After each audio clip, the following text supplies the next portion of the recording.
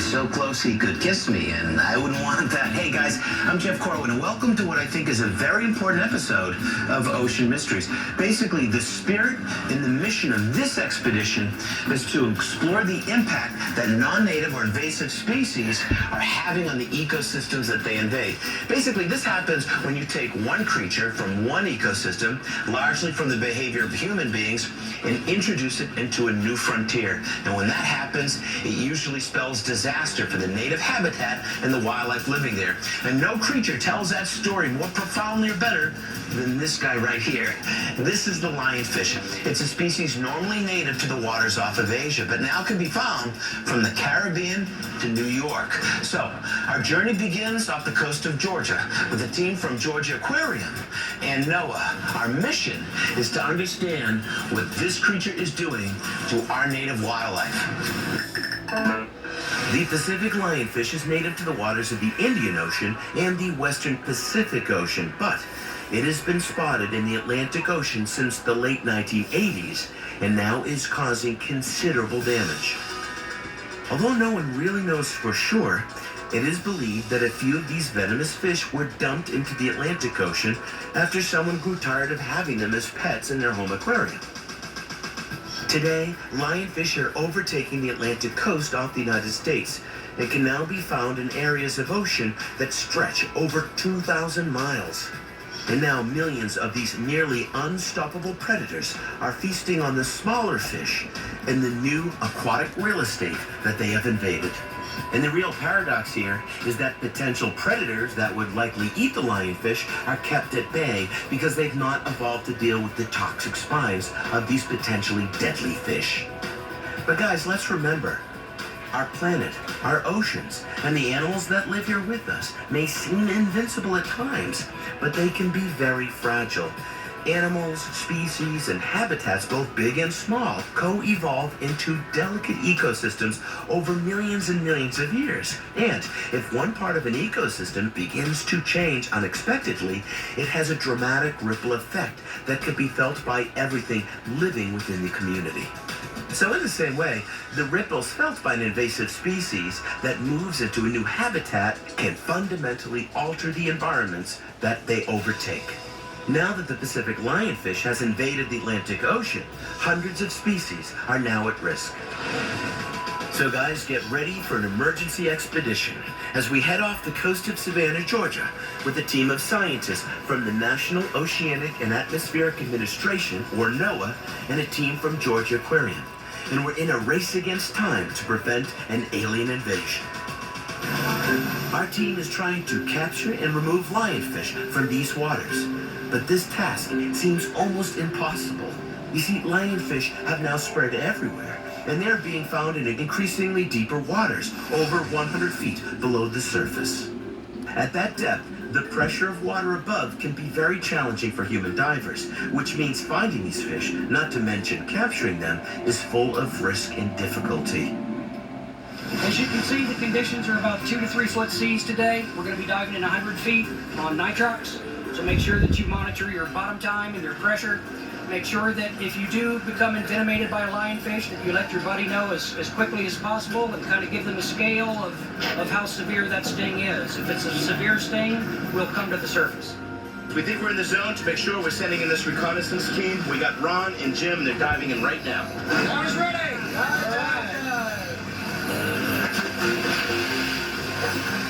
Even though the lionfish population has exploded, at this depth, even finding them is difficult. Despite being brilliantly and dramatically colored, these lionfish are tough to spot against the rocks and corals where they hunt. And to make matters worse, if one of these lionfish were to sting us, it would not only cause intensive pain, but the toxins and their venom could lead to other serious medical complications. This is a spectacular place. There are lots of creatures living under here, but the team just can't seem to find any traces of the presence of lionfish. With the deep water pressure mounting, they have to return to the surface. But in order to avoid what is called decompression sickness, also known as the bends, we can only ascend at about 30 feet per minute. Plus, you need to wait an additional 3 minutes once you are at about 15 feet below the surface of the water. It will take our team 7 minutes to safely rise to the surface. What would you see down there? There's a fair amount of life, but there's no lionfish down there. Might have to find another spot. Let's send in the reconnaissance team on the second dive on the potential structure that Top might have found on the Basically, we're basing this whole expedition on previously made observations from a reliable source. Correct. But as you see, it's a vast ocean out there in very deep, challenging waters. So we tried the spot.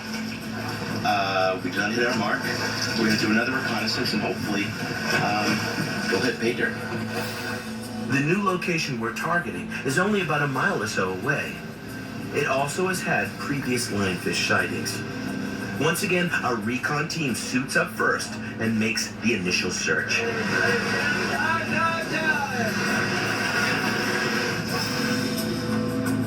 Remember, guys, each time that the team is sent down, the more they are exposed to the intensive pressures of the water.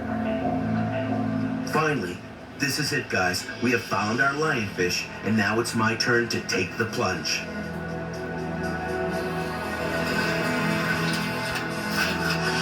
All right. Well, we saw a few that time. That was good. Sounds like a winner to me. All right, let's do it. Coming up next on Ocean Mysteries. As soon as we hit the water, our countdown begins as we try to bag lionfish before our air and our bottom time runs out.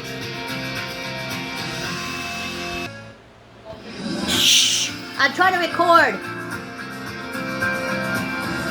Welcome back to Ocean Mysteries in our quest to capture the elusive lionfish.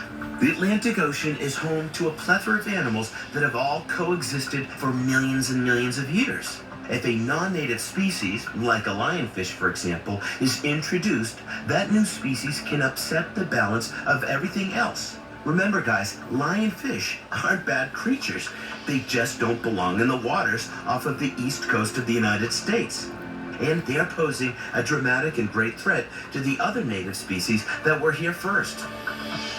Our mission to capture these aquatic pincushions of fish is extremely difficult. You see, we're diving really where only experts can go, and we're gathering a species armed with venomous spines that live over 100 feet below the surface of the ocean. You're looking good. Feeling good.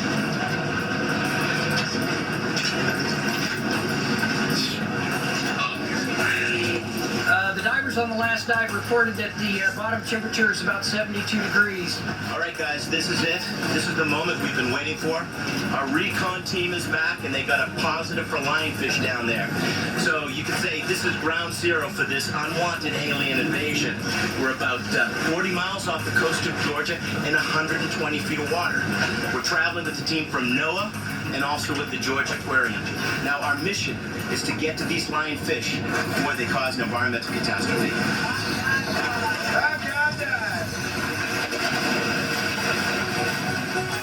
Our scuba tanks have been filled with an enriched air called nitrox. This air contains more oxygen and less nitrogen than normal. It allows us to stay under the water longer and decreases our risk of decompression sickness when we return to the surface. Now that we have finally reached the ocean floor, our race against time really begins. We know from our recon team that the lionfish are down here somewhere, but the question is, where are they? Checking the pressure gauge, I make sure that it's functioning properly. And guys, I also have this special watch to monitor the time the team has left. We've only got 10 minutes, so if we're going to find one of these striped invaders, it has to be now or it's never. And finally, the lionfish. So, with a lot of precision and care, the lionfish are carefully netted and transferred to a reinforced bag colored yellow, so we don't lose sight of it in the water. Once we bagged our first fish, we start seeing more and more all around us. And it's a good thing because time is running out. With how much damage just a single lionfish can do, I know that every one of these captures really counts. Here's an example how you can never be too careful when you're handling these lionfish. This bag is incredibly thick, yet the spines have punctured through it. They can even puncture these Kevlar-lined gloves. This has been a good dive. We've had great success in these murky depths, but for safety's sake, it's time to head to the surface. There's no sense pushing our luck when things have gone so well. Good.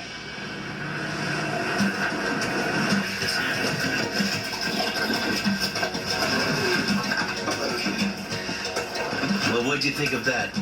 Truly a spectacular dive and a spectacular experience. It's very scary. Out of the millions and millions of lionfish, which are now dispersed throughout the coast of southeastern United States and along the coastline of Florida, how many did they originate from? As near as we can tell using genetic analysis, the millions of fish that we see from the Caribbean all the way up to New York can be traced back to 6 individual females. That's sobering. 6 females served as the original seeds, the progenitors for all the fish that we are encountering. And of course, the reason why I'm holding these gloves is because if you look very closely, you can see sort of snaking out from the tip of these dorsal fins, you can see that syringe. When you get poked by that, your skin is exposed to the venom that lies in the groove of the spine. Why are they so successful? The breeding is a big one. They can produce up to 30,000 eggs almost every 4 days. The other one is that they really just don't have a lot of natural predators in these waters, as they're invasive. None of the animals here are used to Have life. evolved or learned Right. to combat these creatures. Sure. It's a great example of what invasive species can do in our ecosystems. So, we think that a lot of the lionfish that we're seeing now were from aquarium releases. So, the take-home message is, if you buy it from a pet shop, don't presume that just because it came from the ocean, that any ocean is okay to put it back into. Coming up next on Ocean Mysteries, I head back to the lab to meet another stinging creature that is invading someone else's space. And we see what happens when an invasive species gets out of control. You won't believe the size of these monster giant jellyfish.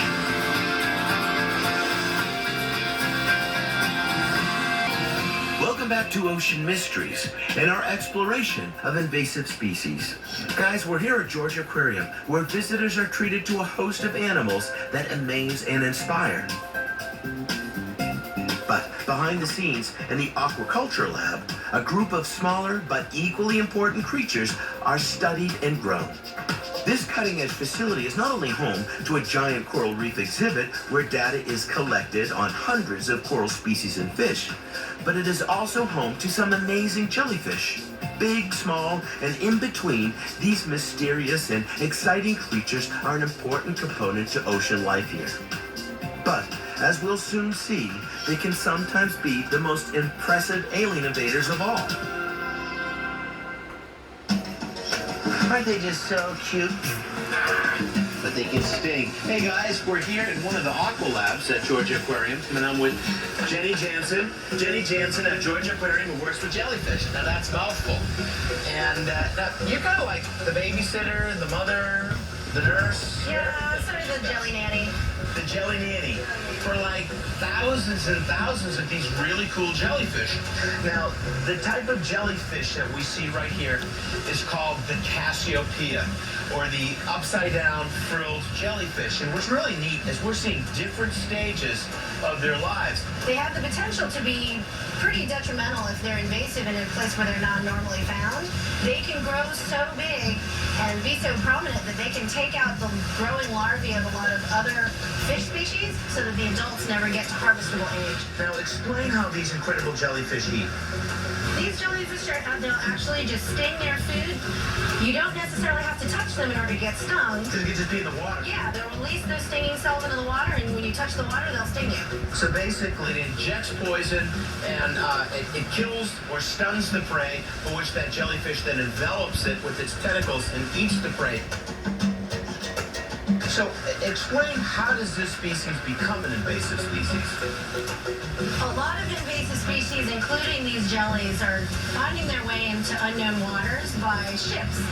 Ships will travel from point A to point B, go all over the planet, and these polyps can land on a ship's hull, take hold, and then when that ship moves on, they can start spouting off the fire, and then you've got jellies in areas where you've never had them before. A lot of animals, they're going to follow the food. As the water temperatures change and the currents change, they're following the food wherever the food goes. So that food moves, they're going to go with it. And these animals just keep getting bigger and bigger and bigger. And how apropos that off the coast of Japan, you're getting these Godzilla-like jellyfish that normally would be 5 or 10 pounds in size for a big one, are weighing hundreds and hundreds of pounds and are existing by the thousands, and they're getting caught up in trawling nets, fishing nets, anchors, and it's just totally overwhelming and collapsing these ecosystems. With their tentacles trailing behind, these giant jellyfish glide gracefully through the waters of Japan. But they are up to 7 feet in diameter, and some weigh a whopping 600 pounds. They've become a threat to the fishing industry and even in navigation. And for years, they've been swarming the seas of Japan. According to one of the theories, these jellyfish are growing so big because of rising ocean temperatures due to climate change, sometimes referred to as global warming. A growing number of scientists now believe these jellyfish would normally die out during the colder winter months when the ocean cools off. But now that the oceans are staying warmer, they can survive year after year, growing bigger and bigger. It's like some kind of B-movie monster. Let's be clear, jellyfish are incredibly important to the survival of many of the ocean habitats where they live. But in non-native environments, with ocean temperatures rising, these massive creatures are an incredible reminder how destructive and invasive non-native species can be. Coming up on Ocean Mysteries, we explore the impact of invasive species above the waterline. And we're reminded that when it comes to the disaster caused by non-native species, we have no one to blame but ourselves. Ocean Mysteries with Jeff Corwin will be right back. In the last year, there are 3 victims of cybercrime every second. When a criminal has your personal information, they can do all sorts of things in your name. Criminals can use ransomware, spyware, or malware to gain access to information like your name, your birthday, and even your social security number. That's why Norton and LifeLock are now part of one company, providing an all-in-one membership for your cyber safety that gives you identity theft protection, device security, a VPN for online privacy, and more. And if you have an identity theft problem, we'll work to fix it with our $1 million protection package. There are new cyber threats out there every day. So protect